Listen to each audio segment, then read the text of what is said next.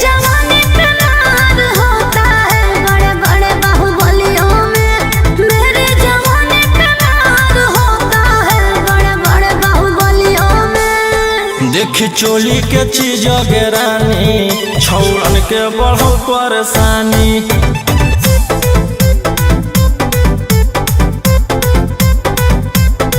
देखी लहंगा के चीज रानी छौड़न के बढ़ो परेशानी।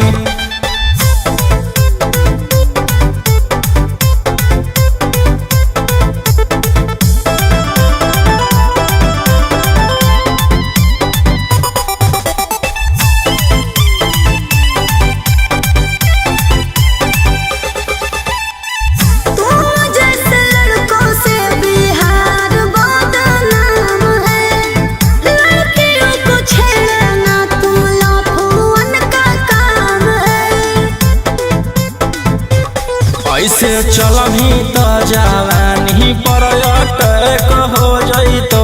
लइकन छोड़ छौड़ी बुढ़ावो के हार्ट अटैक हो जइतो। आग का गोला बुझो न पानी।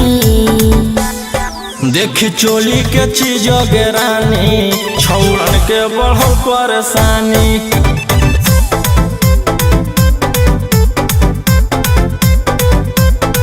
देखी लहंगा के चीज रानी छौड़न के बढ़ो परेशानी।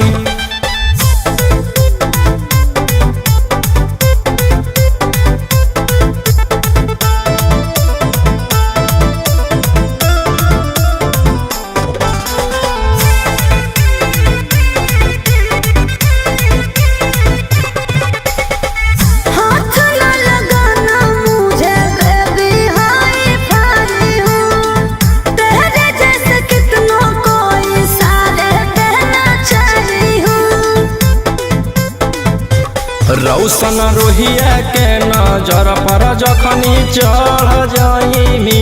आयुषवा फेर देतौ हाथ तो छौड़ी तर जाइमी। रोहित न करो छेड़खानी। देखी चोली के चीज रानी छौड़न के बढ़ो परेशानी।